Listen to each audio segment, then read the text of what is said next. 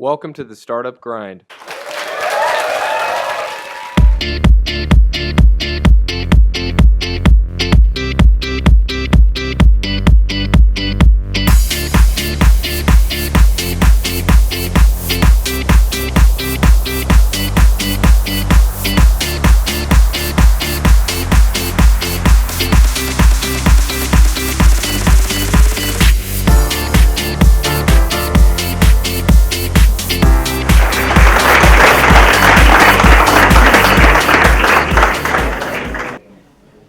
Start with the 90 seconds about Micha Kaufman. I don't remember it by heart. Micha is the CEO of Fiverr. He co-founded the company with ShaiWininger in 2009. Fiverr is a global online marketplace offering tasks and services beginning at the cost of $5 per job offered, from which it gets its name, of course. The site is primarily used by freelancers. We use Fiverr to offer services to customers worldwide. Currently, Fiverr lists more than 5 million services on the site that's starting at $5, as I said before, and up to thousands of dollars. Fiverr.com has been ranked among the top 200 most popular sites in the world. In November 2015, just recently, Fiverr announced that it had raised $60 million in Series D round of funding. The fund brings the total funding to date to $110 million. Fiverr is Micha's fifth venture to date, and the most successful one, but he had more before. One of them is Kinesis, it's about security software. The other one is about Invisia, called Invisia. It's about electro-optical technology, very different from what he does today. Spotback is about rating and recommendation platform, and Accelerate is a kind of a think tank, kind of sharing idea with other smart people and a lot of alcohol. Micha's first job and major was as a lawyer, actually. For more than 6 years, he was a lawyer. Micha is also a contributor, and you can read his posts and article in Forbes.com and Wired.com. He lives in Binyamina and spent 1 week a month in the US. Welcome. Thank you very much. Thanks for having me. And guys, thank you for coming. It's really humbling. I want to start today, just start with Fiverr. Just share, I mean, probably not everybody knows Fiverr. Most of you does, but the statistics of Fiverr. Just shoot us some numbers. How big is the company? I mean, how many offices do you have? How many transactions? Some statistics. Okay, so can I get a sense of who's in the audience? How many of you are entrepreneurs? Raise your hand. Nice. Co-founders? CEOs? Companies that are larger than 20 people? Okay, good. HP, I'm not sure. Are you sure? Okay, that's helpful. So basically, Fiverr is a kind of a classical two-sided marketplace. You can think about Fiverr much like you think about Amazon, right? It's a platform that connects sellers and buyers, and we operate in a very, very interesting space. In terms of the size, our team is about 230 or something like that. We have offices in Tel Aviv, New York, Chicago, Miami, and San Francisco.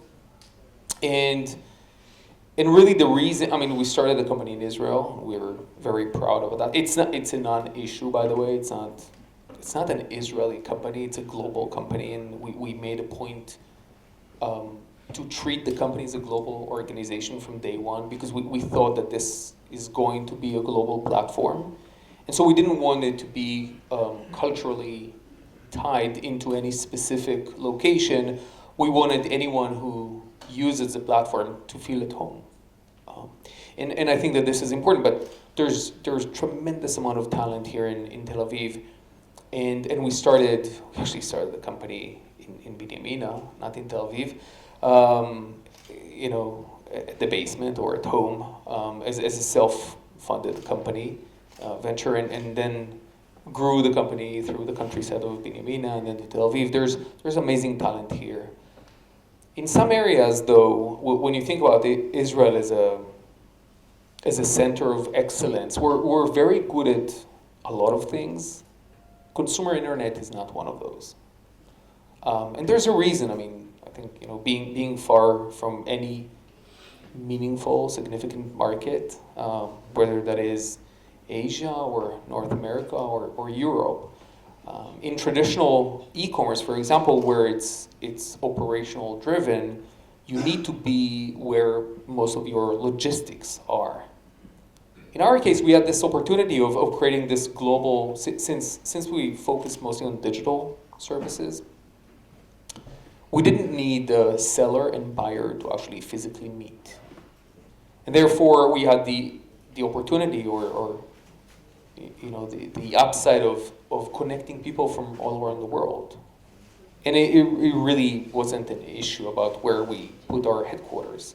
That said, as the company grew and we needed some very specific functions within the organization, we realized that we don't have those types of people here. And so we started a New York office, and then from that point on, we started other offices. So how many people registered in Fiverr today? I don't know. It's many millions. I mean, I'm kidding. We don't make this number public. What else? I know that. Just trying. Yeah. So to give you a sense, it's a truly horizontal marketplace. We cover over 100 different categories.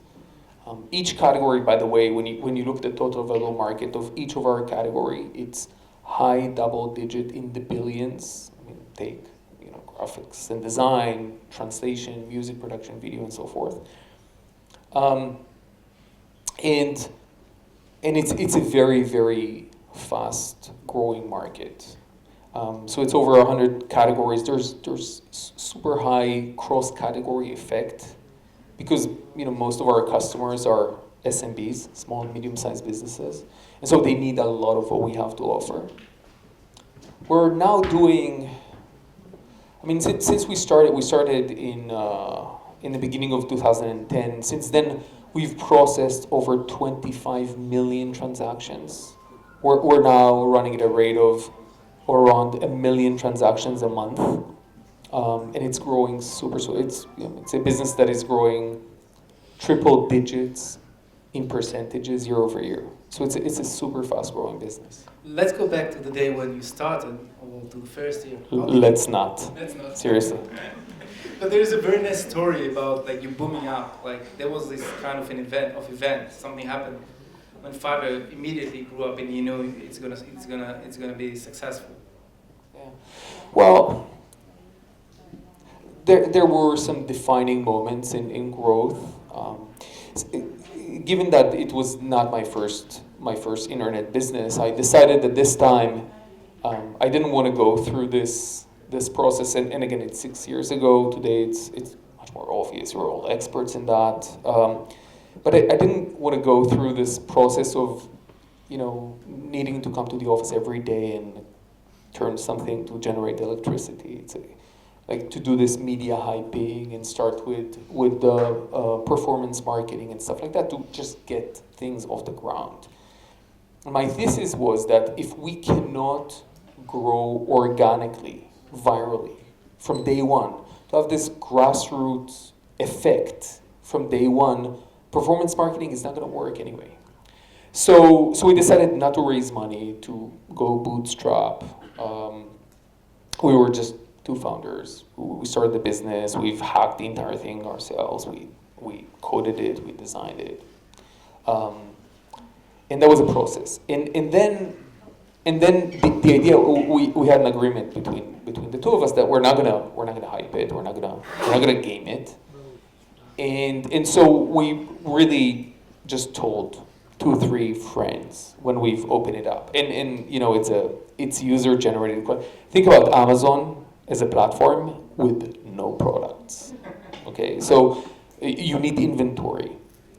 And so we've opened it up, and to create inventory, we just created our own accounts as sellers, and we've offered some services. And we've opened it up, and the first day, we just told our friends and said, don't talk about it. Just don't blog about it, don't tweet it, just test it. Tell us what you think about the concept. And we've ended up that day with 200 uniques out of those 4 friends. And we had more than one transaction, which was great. And then it started picking up a little bit. And at some point, I woke up one morning and I put Fiverr in Google Alerts to get an alert when we get mentioned. It's great for the first time. And so for the first time that I'm getting that in the morning, I'm seeing this weird video preview in the link, and I'm clicking it, and it's the ABC Morning Show National. There's a lady talking about Fiverr as if it was there forever. Now, the reality of things is that this has zero impact, nothing. It's TV, it's really hard to measure. But it got picked up by other producers and reporters, and from that point on, it got covered. And then it went to TechCrunch, No Effect, Lifehacker, stuff like that. And then a reporter from the Wall Street Journal approached me for the first interview. We decided we're not pitching the media, but if they call us, that's fine. By the way, I was snowboarding at the time in the Alps. No connectivity whatsoever, just phone, and gave that interview. Now, the great thing about the Wall Street Journal is not the fact that it has a ton of traffic, but the fact that they do great syndication of their content. And therefore, what happened was that from Wall Street Journal, it got syndicated, and it hit the Yahoo homepage. And that was the first shitstorm of Fiverr. So Wall Street Journal, guys, this is what you should aim, and then you get syndicated everywhere, right? I mean, maybe not. Yeah, I mean, these days. Yeah, today you can probably manipulate it much easier. But in any case, so it hit the Yahoo homepage where, I don't know if you know, but stories last, unless it's the president, it's like 2 minutes or around that time. And then they go to the homepage of the relevant category, and then from that point on, they go where stories go to die, in page 2 and 3. And in that time period of 2 hours, we had probably close to 3 million page views, which it's great, right? No, it sucks. It sucks because we melted, everything collapsed. First, the servers. So that was easy enough to fix because we were basing our service on the cloud 6 years ago. Not trivial. Started with that. And so my partner was, I was snowboarding, he was with the kids in a mall. And so from the phone, he added service. And then we had email activation. So you register, and then you get an email to activate your account. So Gmail, Microsoft, and Yahoo put us in spam and blacklisted us. And so nobody was getting mail, and so we couldn't activate. We said, you know what, fuck that. We're gonna skip activation. We don't care. You registered, you're in. That's it. So that was great. And then people started buying, and then PayPal shut our account because they saw a spike, an inactive account that has hundreds, thousands of transactions. We were dead at that point, that we were just stuck. First shitstorm, out of many, many more to come. But anyway, first roller coaster. Challenging, very challenging. Okay, so this is how it all started, but jumping ahead, where are you heading to? I mean, where is Fiverr heading to? I know it's usually the last question I ask, but because we're speaking about Fiverr now, so. To be honest, Yes. world domination. So we operate in what we think is a blue ocean. You know, what's really interesting, and this is one of the most interesting stuff that I realized as we were starting to build this business, is that you know, when you, let's talk a little bit about freelancing, just to frame. I'm stealing one of your questions, but it's a good one. Yeah, it's about going from $5 to different business. Right. So the point is, what we realized was that this was a super fast growing market, and it is. You know, it's probably going to be $1 trillion market by 2020 in the U.S. alone. Pretty big. The interesting stuff is, when you think about freelancing in general, only 3%, guys, this is mind-blowing, 3% of freelancing is happening online. Holy crap, 3%. That's it. You know what it means? It means that we're reliving the e-commerce phenomena, 20 years ago, when commerce was completely offline, and then, and the result, right? eBay, Amazon, Alibaba, 50,000 other companies doing super well. So we saw that opportunity, bringing a lot of that activity to the online, and really what we started doing when we started the company was we wanted to enter that market, but acknowledging that this market had some existing players, existing companies that were playing in that market, and coming with a very, very different approach, a reset of how we approach this market. And most people don't know that, but $5 is the least of what we've done. It's almost insignificant in the entire. It's a gimmick. It's when you think about. I'll touch it give me 2 minutes. I'm gonna ask you about the economy later. No, I'm not gonna talk about the. I'm not. Now, please. No, okay. I was really about to talk about the differentiator in the product itself, not the market itself.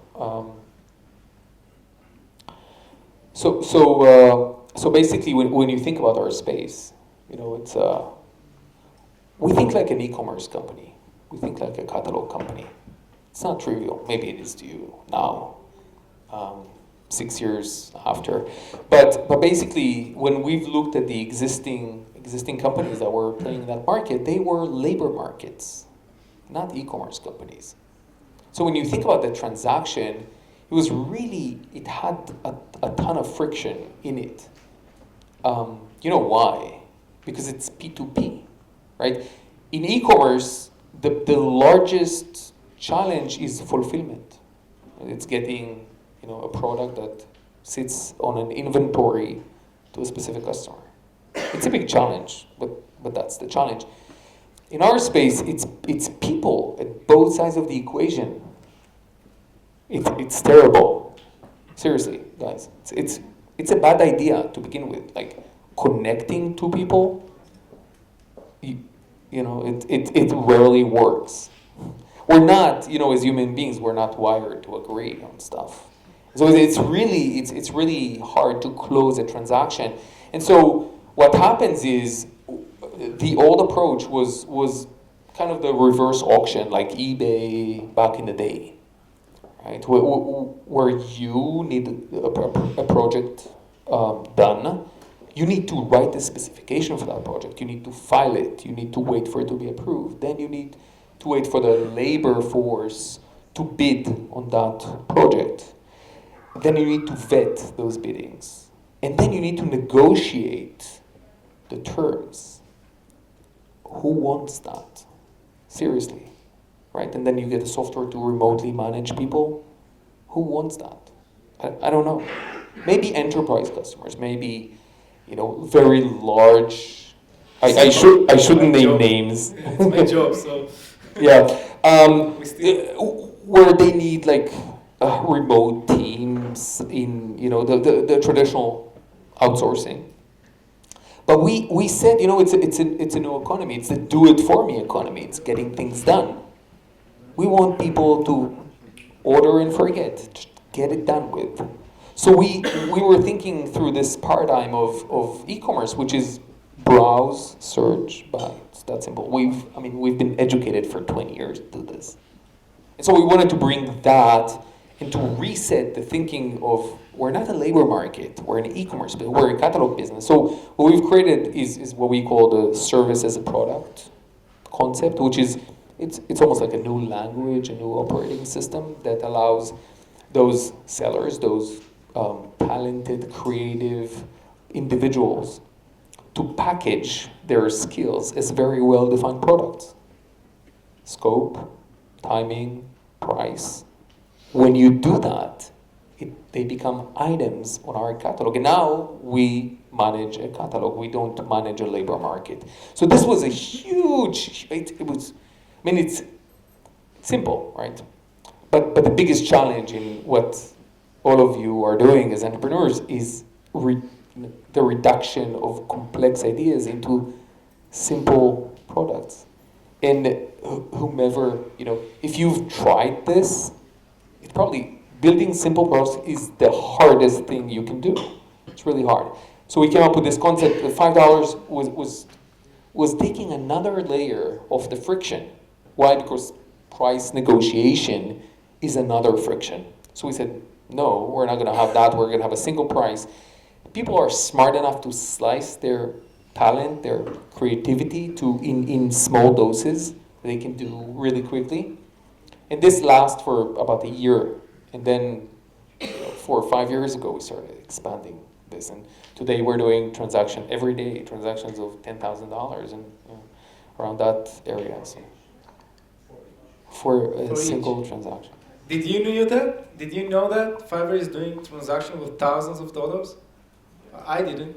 I thought it's still $5 gigs. You're cheap. Yeah. 4 years ago, actually, I took one. I used Fiverr for kind of birthday song for my father. It was kind of Marilyn Monroe singing "Happy Birthday to You." It was $5. Nice. That was nice. He didn't know. He thought, "Wow, Marilyn Monroe is singing for me." But it was great. I want to ask you 3 questions about raising money. I know it's very interesting. A lot of people are interested here about funding and raising money. I would start with the first one, which is about self-funding. So you self-funded Fiverr at the beginning. Maybe you can share your tips of how to start with self-funding and why is it so important for later on. Well, I wouldn't say that it's a must. I think that you need a little bit of capital to do self-funding. Some of it you invest in kind, so it's your time. It's the fact that you're not taking a salary. That's an investment. Okay, and some of it, if you have some out-of-pocket expenses that you need to hire. In our case, we had to hire a database expert to cover for the things that we couldn't hack ourselves. So we split the payment, and we've done that. I think that the benefit of this, and I think my friends from the venture capital can attest. With time, because everything, guys, everything becomes commodity.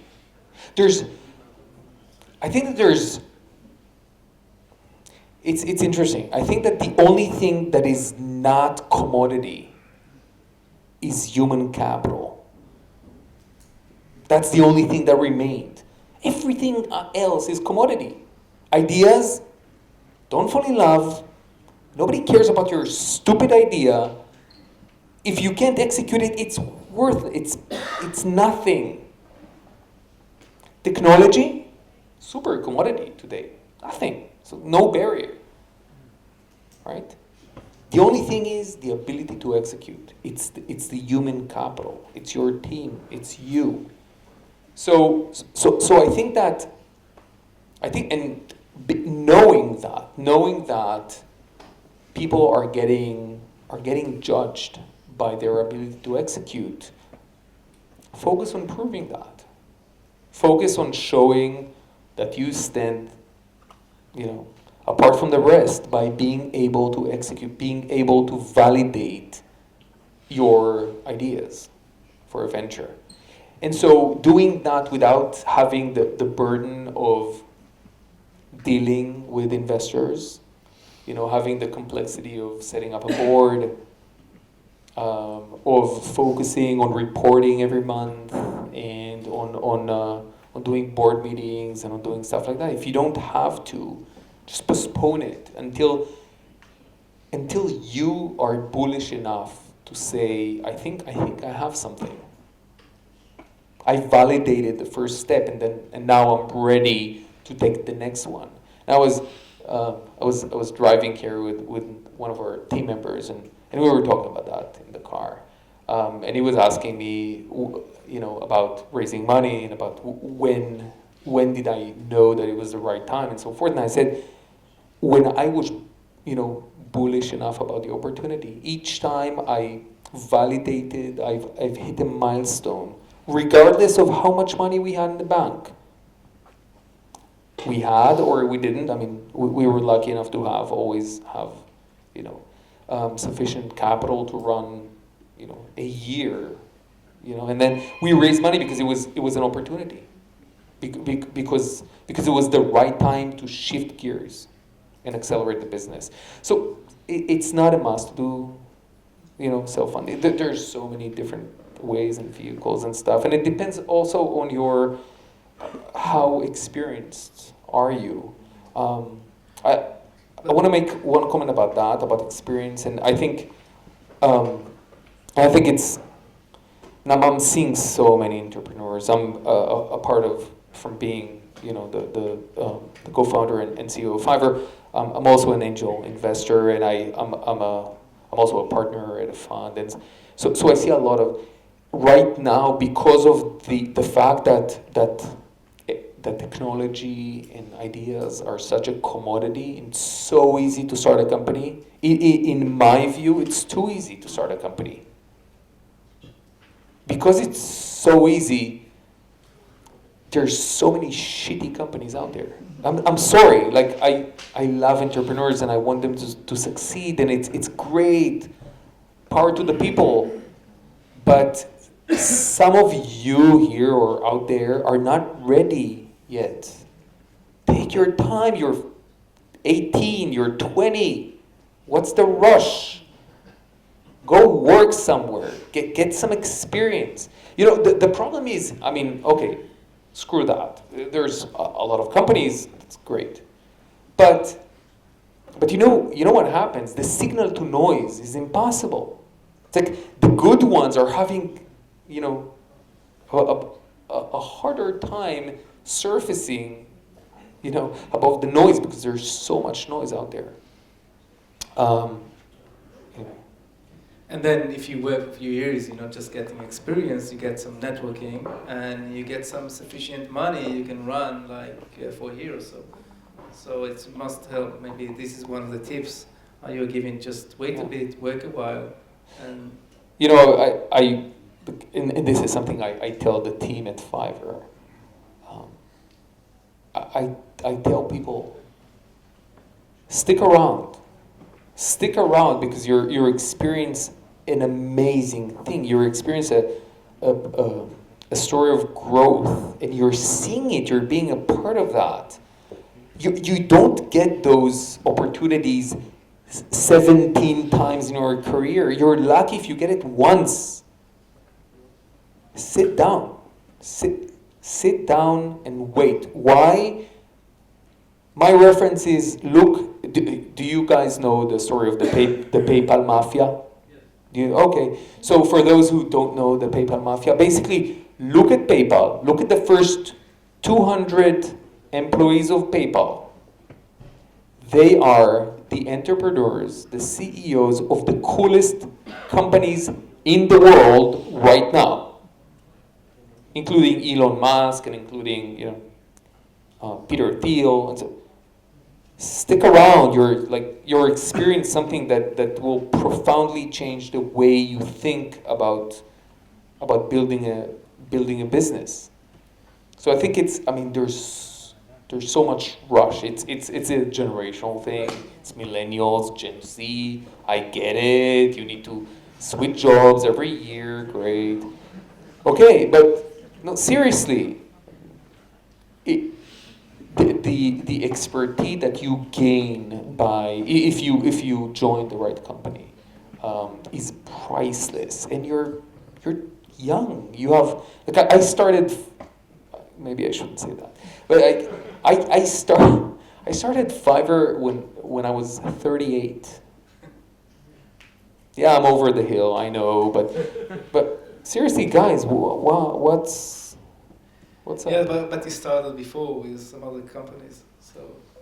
Yeah, which yes, correct. Which gave me the benefit of doing 1.5 billion mistakes, Right. and finally building a company at a decent way. But So the other question about raising money, I met guys here from another company. I don't remember the name. I would not say that anyway. But they are trying to raise like a round of about $5 million or more.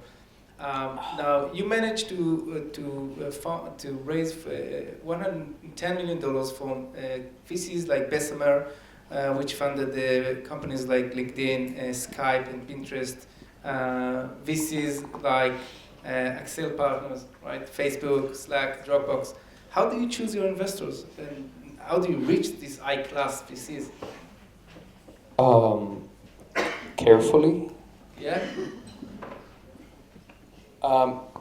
So the point that I would make about the way you structure your funding strategy in general is, I think that there's tremendous importance in picking the right first investor. In my case, it was an angel investor, and I think it's no secret. And it's Guy Gamzu, and he was actually a guest here.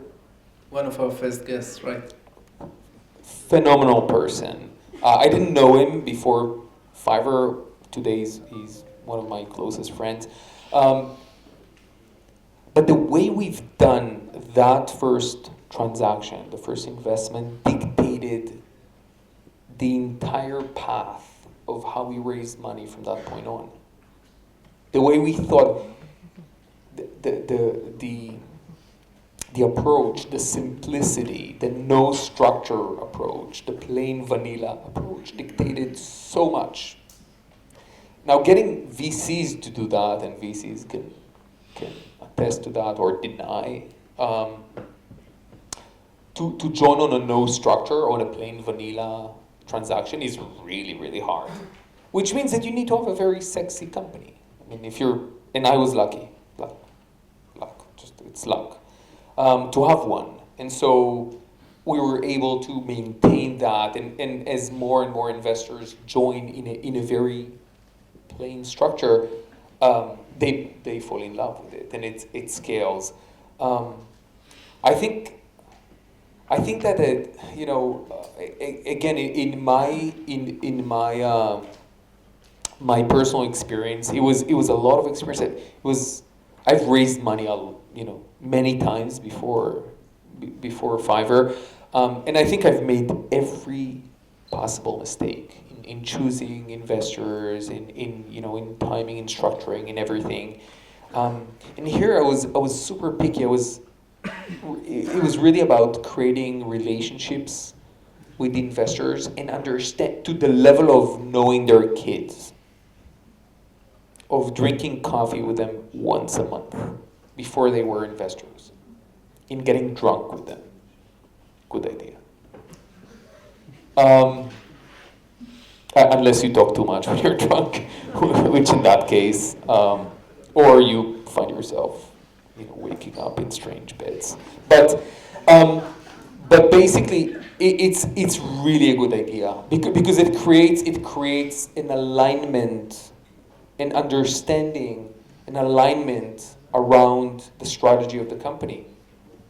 And if you can find those partners that you know are going to be with you for the long run, that are going to stick around, that know that building a business is fucking hard and it takes time, and you have the confidence, it's great. And it's finding the right partner within. I mean, Bessemer, Accel, phenomenal.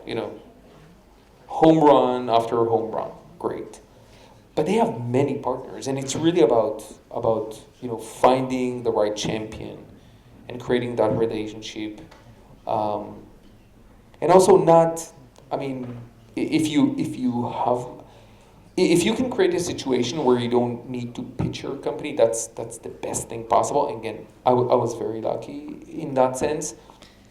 But if you can create that relationship without pressure, without trying to do this, to do that's the best thing, because it's a no pressure relationship, and it takes time. It takes time to build that confidence, and you're gonna get so many more no's than yes. But my point always has been, you just need one to say yes. It's just about finding the right one. So at that point, what would be your 3 most important things any entrepreneur should do before going to raise his first seed money? I don't know. When they approach to you today as angel investor, what Well, would you say is the most important thing for them? So going back to what I said, it's about my trust in the entrepreneur's ability to execute. So whatever you can do to build that type of confidence is something that you should probably invest in. And I would say that when you look at yourself, when I look at myself as an entrepreneur and certainly as a CEO, we don't do anything anyway. We make decisions all day. I'm not joking. And we make them alone, which is another part of being a CEO. It's a very lonely role, but you're a storyteller, right? It doesn't matter if the vision of the company is yours or it's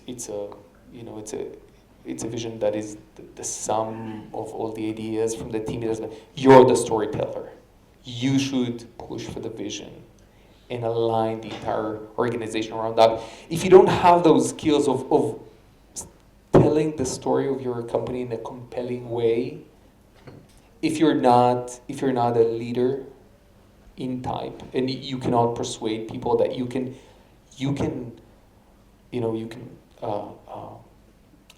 get people behind you, diverse people, senior and young, and from diverse cultures, to believe in you and say and do what you tell them to do. These are bad signs. So I would focus on that. I would focus in your ability to execute, because ideas are nice. You start with an idea, you're gonna change it 74 times anyway. Your team is gonna change. Sometimes your partners, your co-founders, sometimes your investors are gonna change. But it's really the ability to execute and build a team that can execute the idea. So I would definitely focus on that. Okay, thank you. Anyone want to shoot a question to Micha? Wow, far from behind. Yeah, that's right. What are some of the most expensive gigs on Fiverr?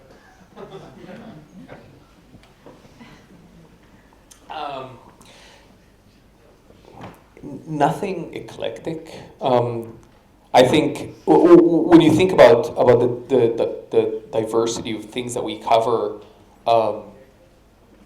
the more people want to do the platform, the bigger the scope is, and therefore the price. You can find transactions like that in the video production world, in music, in programming, when you have very relatively complex projects. That could be someone developing an app for you. There's big projects in writing or translation that are nothing. I mean, your example of Marilyn Monroe probably not going to be 10,000 unless you can revive her and have her really. It's too fresh. Look for gigs with David Bowie. Yes. In 5 years, when the Economist is going to do a cover story on Fiverr, what would be the headline? In 5 years. 5 years, 10 years. Pick your number. Five. Fiverr, yeah, Fiverr.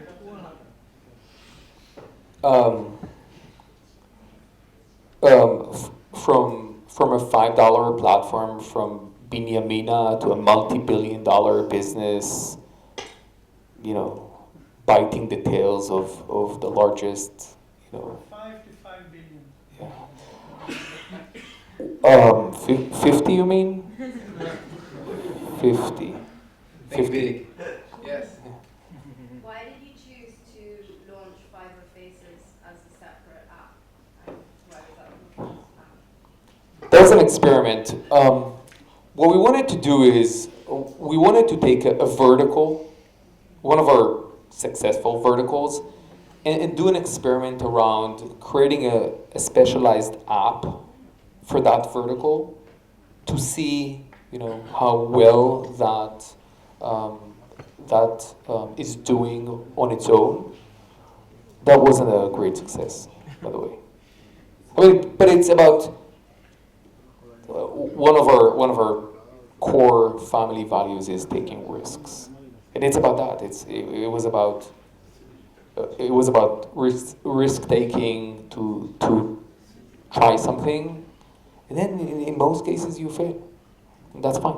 You move on. Okay, we're gonna take last question for the. We're gonna have more questions later. Don't worry, the guys behind. Yeah. You. What is the most effective growth hacking technique you use at Fiverr?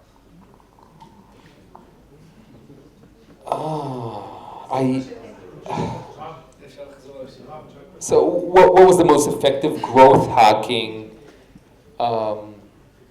technique, trick that we've done? I'm not sure. I mean, we're doing so many. I mean, when you think about that, it's very romantic when you talk about hacking. Just growth hacking.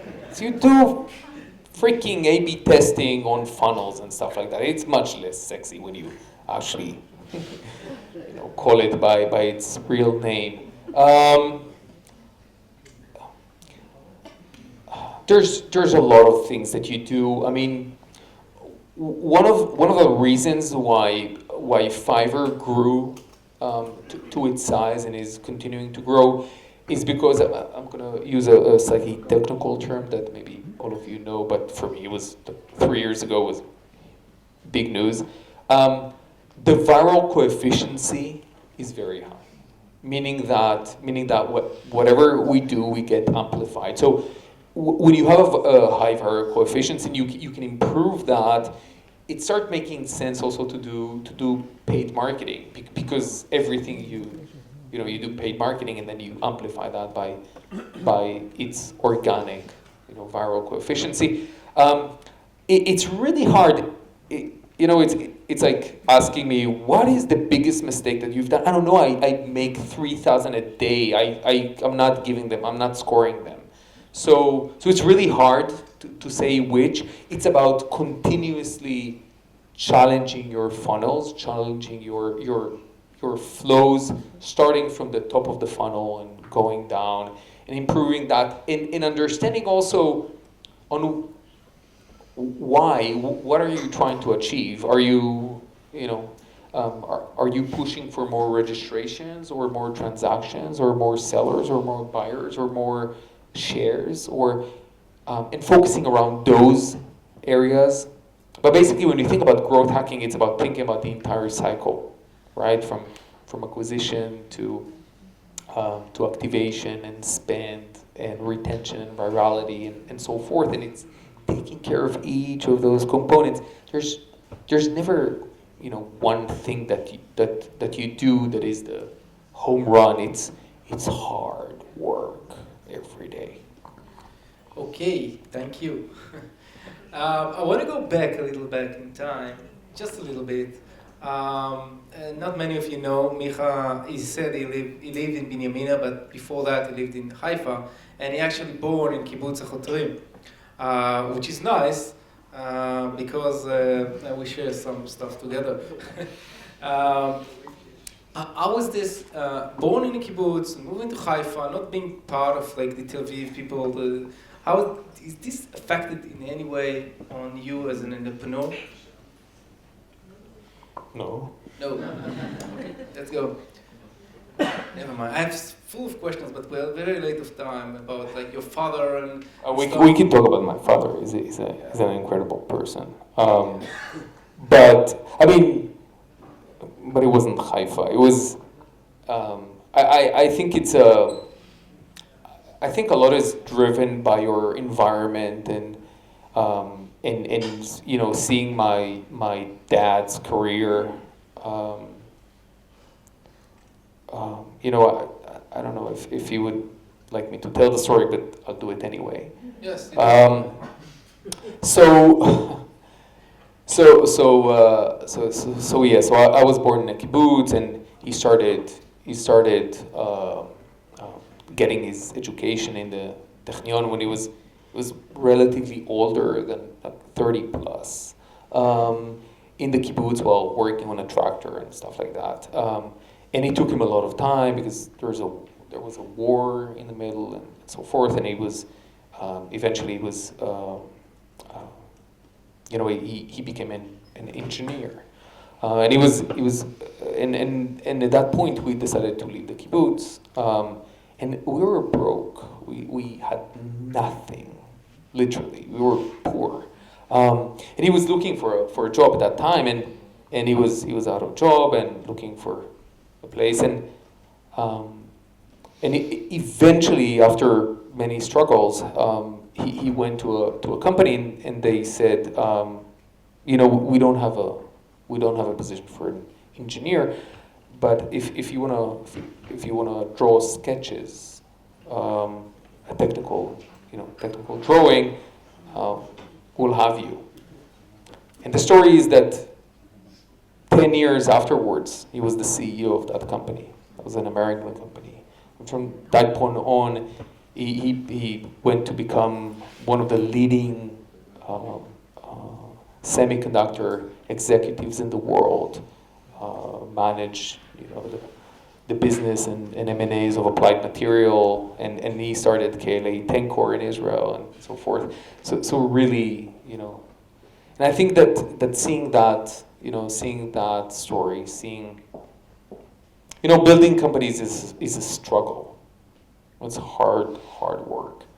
You're mostly down. People say that it's a roller coaster. It's up and down. The up parts are really, really small, and you're mostly. I mean, certainly if you're a CEO, so embrace yourselves. And I think seeing that happen in our family, seeing the way he was a self-built, success story really influenced me. And I think that, as a young kid, we had a really broken car, and we were spending every Friday below the car fixing it. And this is where I started getting some technical skills and stuff like that. So that it's small stories and it's seemingly insignificant, but I think that these are the things that shape you. I think a lot of people in Israel have those stories of struggles. We're a struggling nation. We're like Struggling nation. Following that, your first startup is called Kinesis. Yeah, it's Kinesis, right? Yep. Okay, yeah. I wasn't sure. So Kinesis, what's very interesting about Kinesis is, I don't want to ruin the punchline, but there is a nice story about this desktop security software and your co-founder. Maybe you can share this story with us. Yeah. It's still running, right? It's It is. I mean, three out of the 4 companies actually ran. So this was my first venture. It's a big word. It's like when I say I do research, I'm Googling, really. So I was, as you said, I'm a recovering lawyer. I'm clean for 10 years. At the right around my last year in practice, I was sitting one night at the office, and I wouldn't get into the details, but I had some things on my computer that would be pretty embarrassing if someone actually did an audit on the computer. And from that point, I started thinking about how do I get rid of that? How do I hide it? How do I encrypt it? How do I get it to disappear? And I had this idea, and I started looking online. And this was right around when Google was starting to pick up. 90% of people didn't know what Google was. And I was looking and looking at shareware sites and stuff like that to see if there was an existing solution. I didn't find something that was that suited my need or my idea, and I started continuing to search, and I found this page written in Russian, 90% of it, but it had some keywords that told me that this was maybe in the right direction. I've translated it with what was at the time the service for translation called Babelfish. There's some old people that know, like me, that know what it is. Don't say it out loud. Like I'm embarrassing myself. Don't participate. Anyway, so I translated it, and it was really, the guy was onto something. So I've reached out to him by email. He had really broken English. Where is he from? It turned out later on that he was from a very small village near Siberia, and they had this thing where in high winter their phone lines would freeze, and then I would lose him for 2 weeks. But anyway, so long story short, 3 months later, we had our Delaware company, and we filed for patents and stuff like that. I was a patent lawyer, so. And I need to tell you guys about this, just one point, and that is really very similar situation. I'm sitting at the office, it's late at night, and I get this email from our credit card processing service saying that someone I don't know paid $19.95 for our software.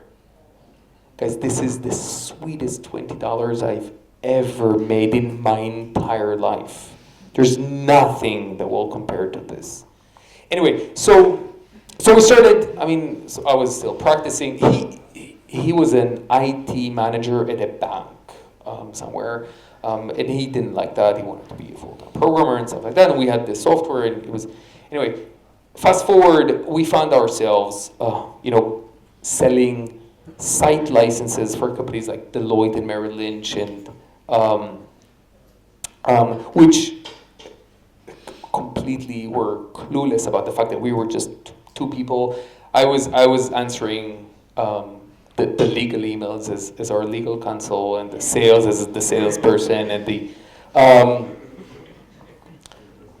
and And it was a nice story. Anyway, so, and we became really, really good friends. Like, I know this guy in details, but by that point, like, I know his family, I know their anniversaries and birthdays of kids and stuff like that. And we send presents and stuff. And then, and we talk 6 hours every day on Skype, and soulmates.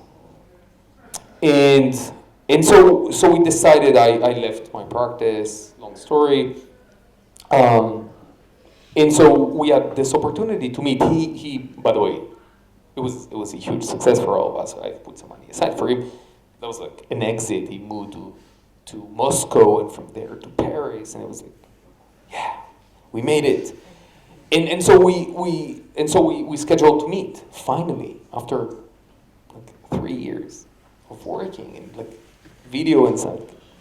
And it got canceled last moment, and then we rescheduled, and it didn't happen, and then we did it again. I know him for close to 10 years. We never met in person. At some point, you know, I'm not superstitious, but at some point we didn't want to jinx it. It was just, it didn't meant to happen. I was in Paris like 5 times since then.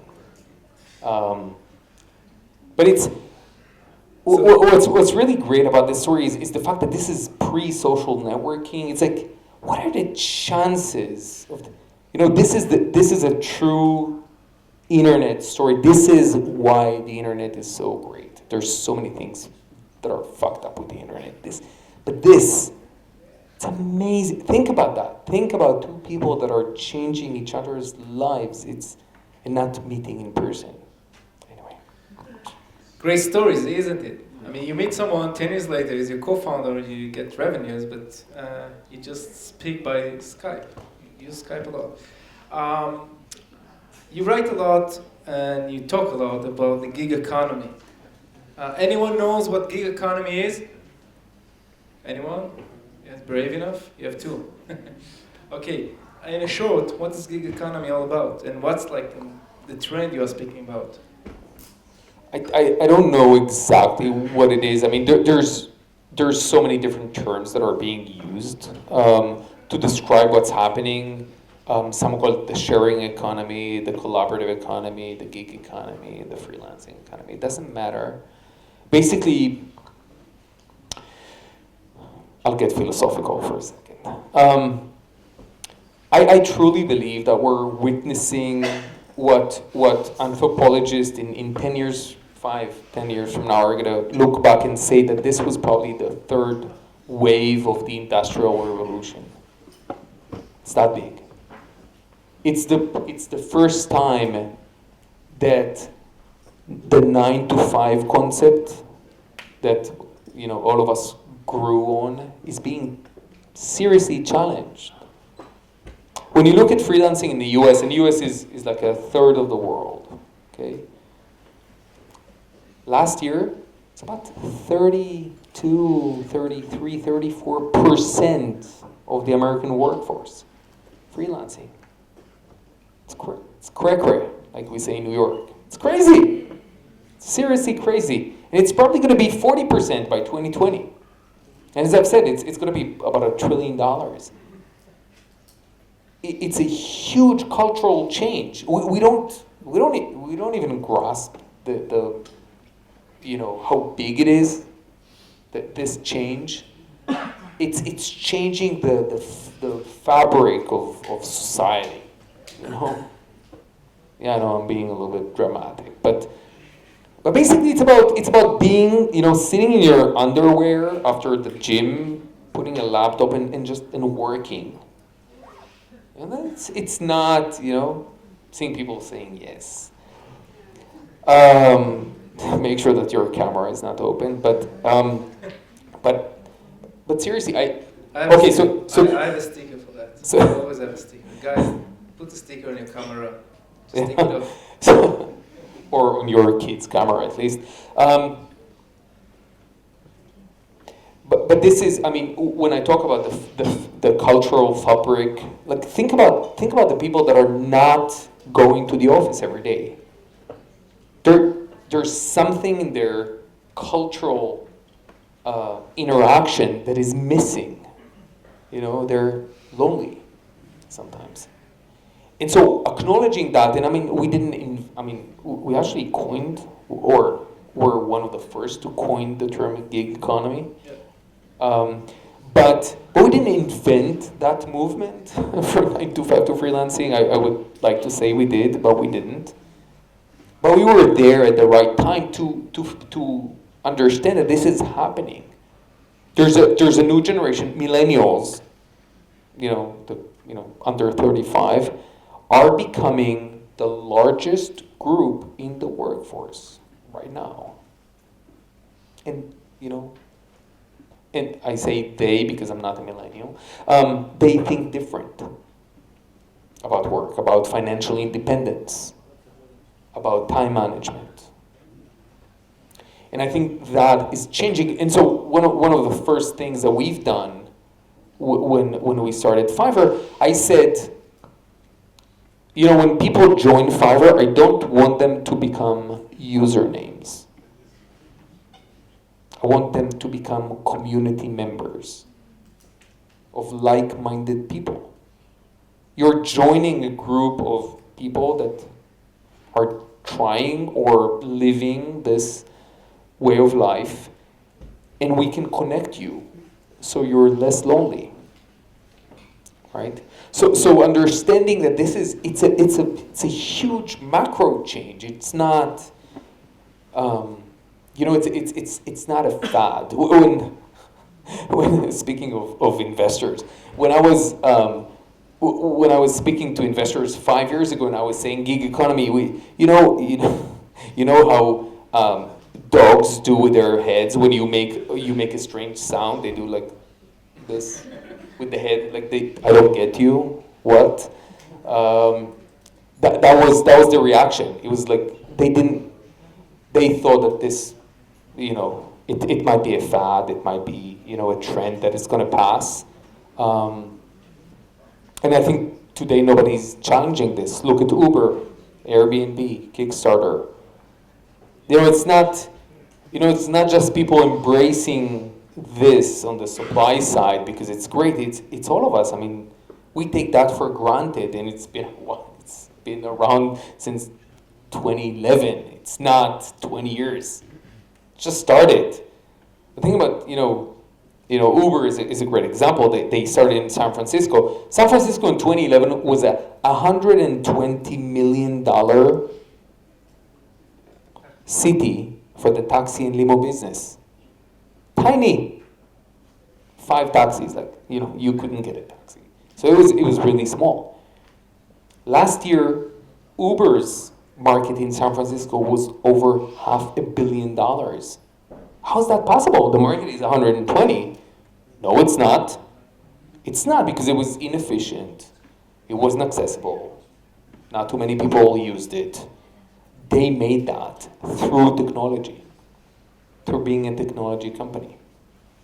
Right? So I think that this is, and when we think about ourselves, this is where we disrupt as a technology company, right? Not as a labor market, not as an old-fashioned. That's very interesting. I think you can find more posts and articles about the gig economy and the market trends in Forbes.com and Wire.com. I know I did. I read too, and it was very, very interesting.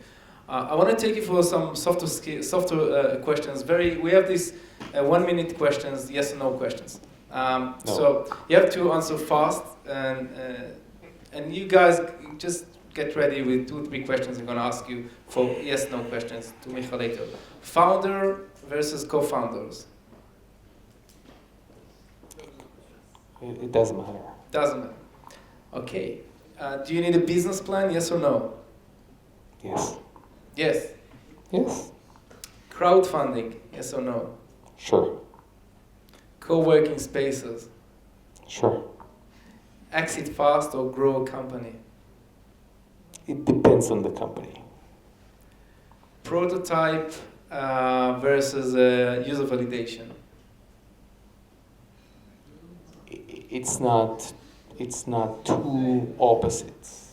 It's not. I mean, do the first and prove the second. I don't know. But go to raise money when you have some kind of validation for the product, right? You said that before. Unless you're in medical, like. Okay, of course. Okay, fair. So I don't know. It depends on the industry. China or the U.S.?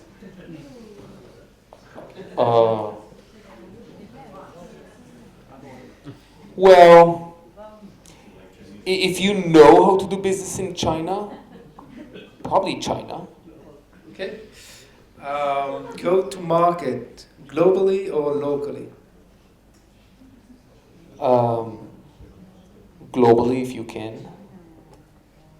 iOS or Android? iOS. Sorry. Vanilla or chocolate? Chocolate. Museum or rock concert? Rock concert. Okay. Anyone else?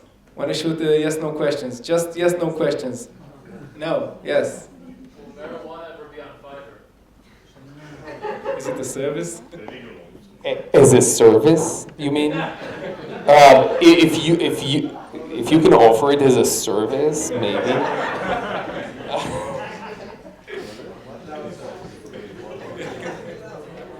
Anyone else? Yes/no question.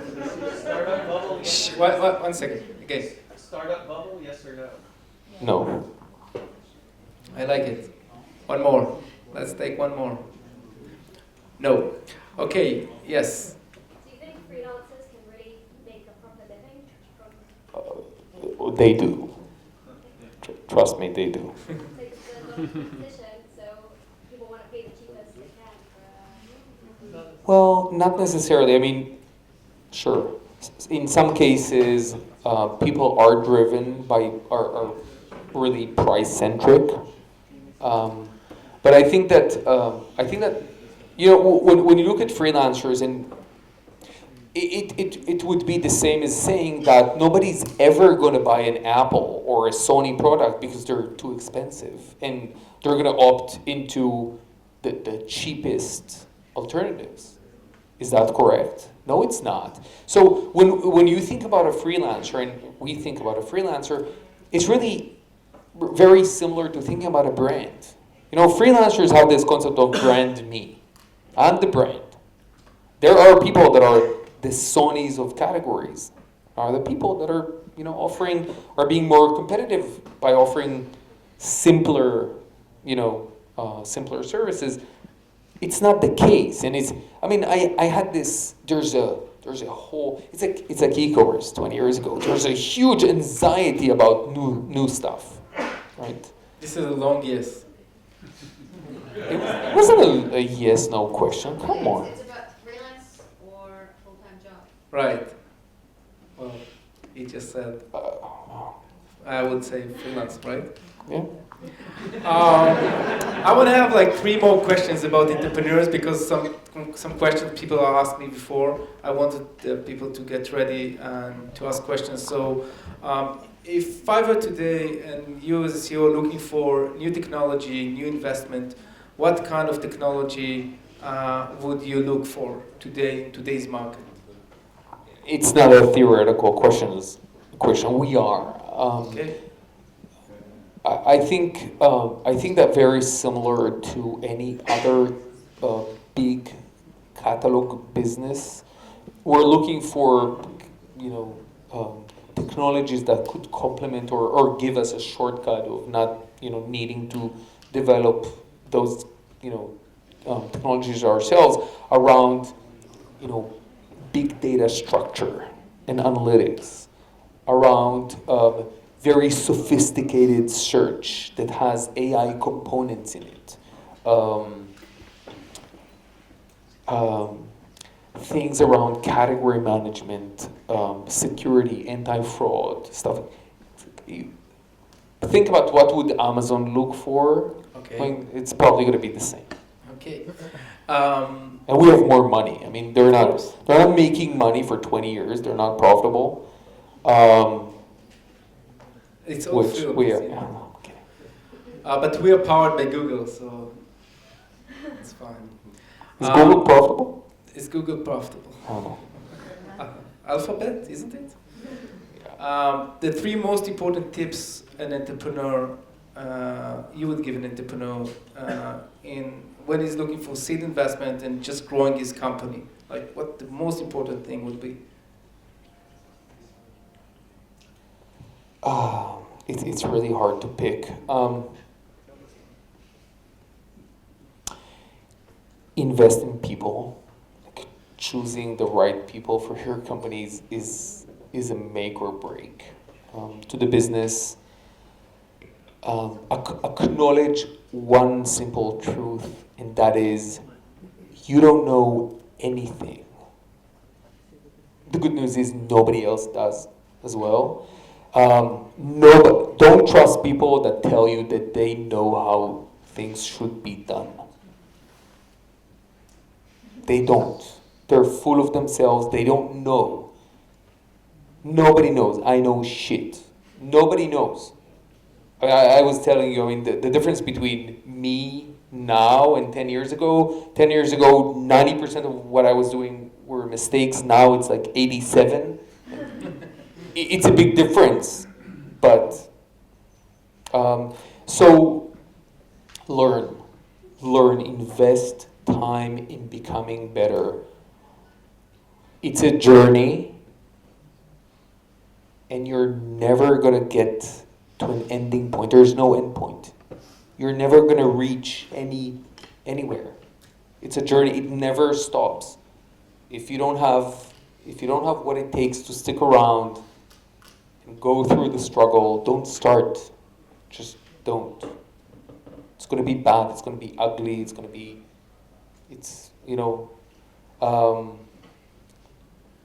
Pick the right partners, not just the right employees, and by that I mean the right wife or husband, spouse, that will support you and give you the space to go crazy, lose your sanity and gain it back.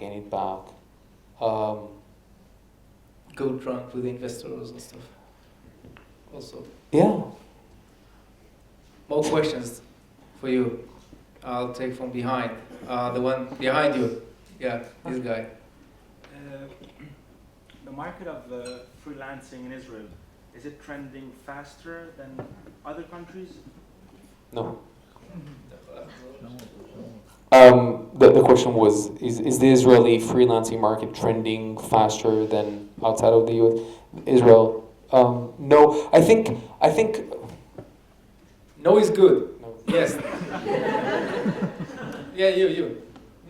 You have never tried to No. reach some offline transaction, meaning people meeting face to face? Are we thinking of covering this? Yeah, or if there is some gigs like that. It happens.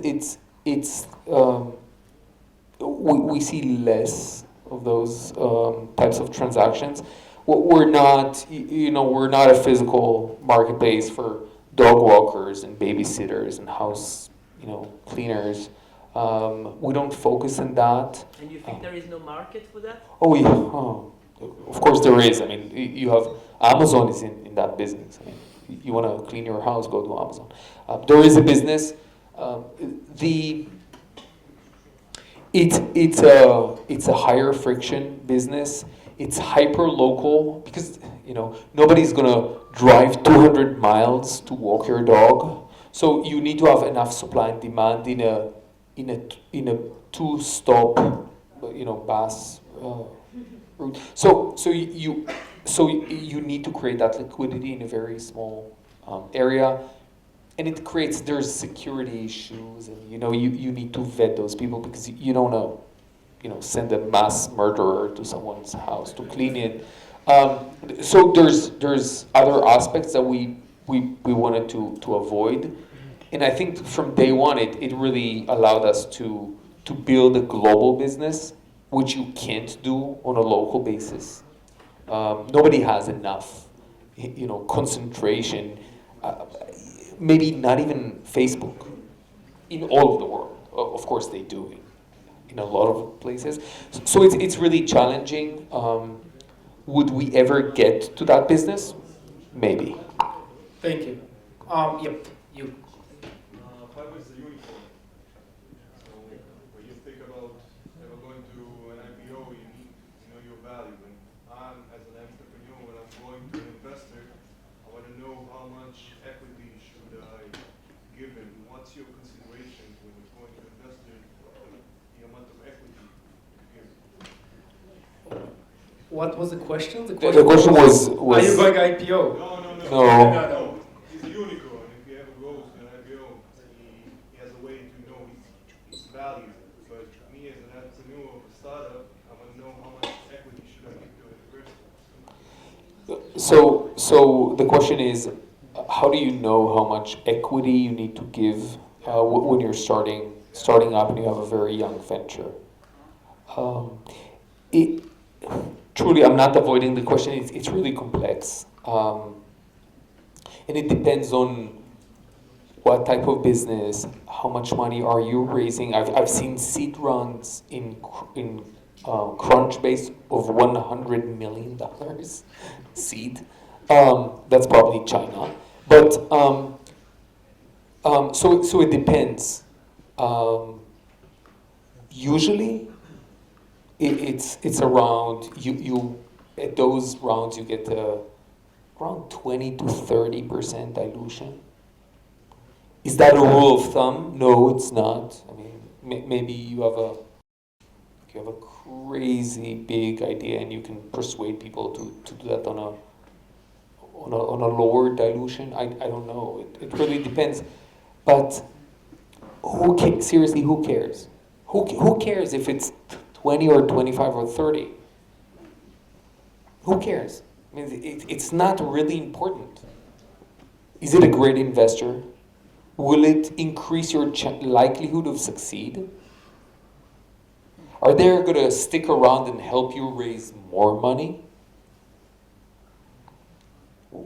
What are you looking to gain? Do you think that when you're going to do an IPO, you're going to hold 70% of the company? You're lucky if you have 7. Seriously, it's not important. It's not the important thing. If I were to focus on the terms of the initial rounds, I would focus on the terms and not the valuation. Meaning, are you giving, crazy preferences, veto rights, information rights, 2x protection, I don't know, whatever. If you can keep it simple, it's worth much more than your potential difference in dilution. Let's take 2 more.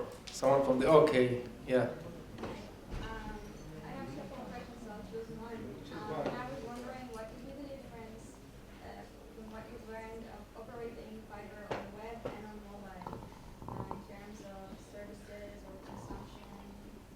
What have you learned by launching apps and transactions that go through mobile as opposed to web? So I'll repeat, and you correct me if I got it wrong. So what did we learn about the differences in purchasing habits or interests between mobile and web? So our mobile is growing super fast. However, you need to understand your business and your audience. In our case, when I said that the majority of our customers are SMBs, these are not people, it's not YouTube, you're in front of the TV at night, you're half drunk and you do like this and no, it's something you purchase for your business. So your purchasing habits are not necessarily, you don't pass your time on the mobile. So sometimes mobile would be the initiator for a transaction that might happen on the web sometimes because you're commuting, but the transaction itself you want to do on your desktop where you have more of a real estate to compare stuff. But we're seeing mobile is probably the biggest growing team within Fiverr of last year. Okay, thank you very much. No more questions. We're really out of time. But I have one announcement and one last question for you. The announcement is, I forgot before, we have a winner for the competition, kind of competition before, and My Path.